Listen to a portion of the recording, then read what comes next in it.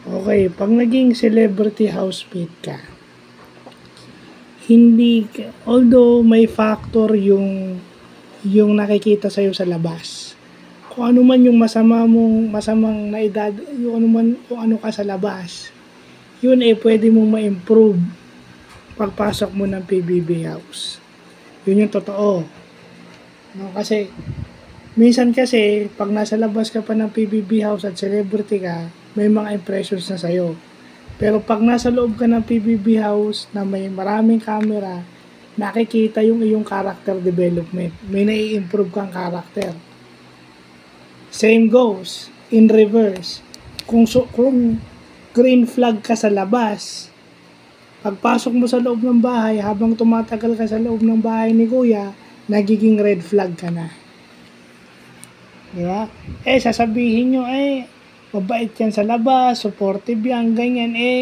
Hindi ganun yung nakikita sa bahay. Hindi ganun yung nakikita sa bahay na bakit ka magiging non-negotiable sa boy best friend. Di ba? I mean, di ba? Sasabihin mo pa si Will na hindi mo mabasa. Kasi sabihin, kakilala mo ibig sabihin, yun yung isang kinokontest ko. Kilala mo lang si Will Ashley by name, hindi mo siya kilala by heart. Hindi mo man lang tinanong or hindi mo man lang inalam kung anong problema niya. Di ba? Mas mabait. Sabi ko, mas mabait pang kaibigan yung si Mr. Lovable yung kasama ko rito, si G. Tinatanong niya ako para mapag-aralan din niya kung ano yung sitwasyon ko. Alam niya. Tapos sasabihin mo, matagal na kayong magkakilala, hindi mo pa rin mabasa si Will Ashley. Kalokohan yun. Sasabihin mo, kilala mo si Michael Sager. Okay.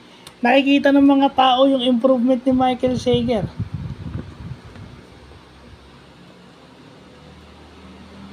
Marami na nakaka-appreciate kay Michael Sager magmula nung na-evict si AC Bonifacio. Di ba? Kaya kung kinakatwiran nyo na mabait yan sa loob ng bahay, sa labas ni Kuya hindi. Mabait yan sa labas, pero sa loob ng bahay ni Kuya, red flag. Green flag siya nung una, pero it turns to be a red flag real quick. Yeah. Yung sasabihan mo si Isnir na nagpaluto ako, hindi mo ba ako ipagluluto? Bakit ganun yung reply ni Isnir? Bakit sarcastic yung reply ni Isnir? Kailangan pa ba ng whole video nun? Kailangan pa bang ipakita yung buong na nag-uusap silang dalawa ni Isnir? The mere fact na sarcastic yung sagot ni Isnir sa kanya, ilulutuan ko po kayo, naligo lang po ako, sir. Kaya may sir yun kasi sarcastic. So, bakit sarcastic yung reply ni Isnir? Di ba? Tsaka yung niya kay Vince, yung reply niya kay Vince Maristella parang sablay. Isipin mo yung sarili mo, pero dapat isipin mo rin na kailangan mong makihalubilo.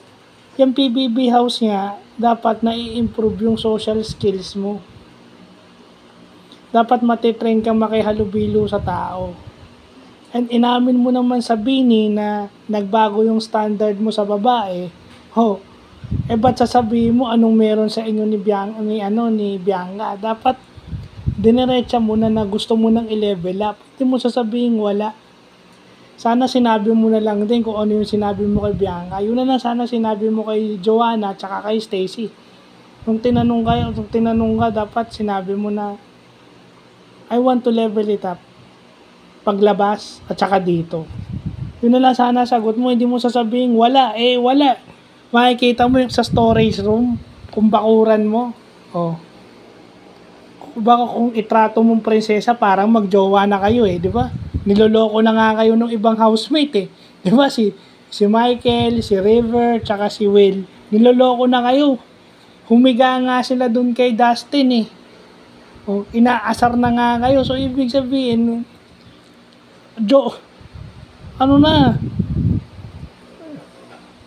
jowa protocol na yun. Tapos sasabihin mo, wala. Magpapa. Di ba? Natural, i-deny nung babae.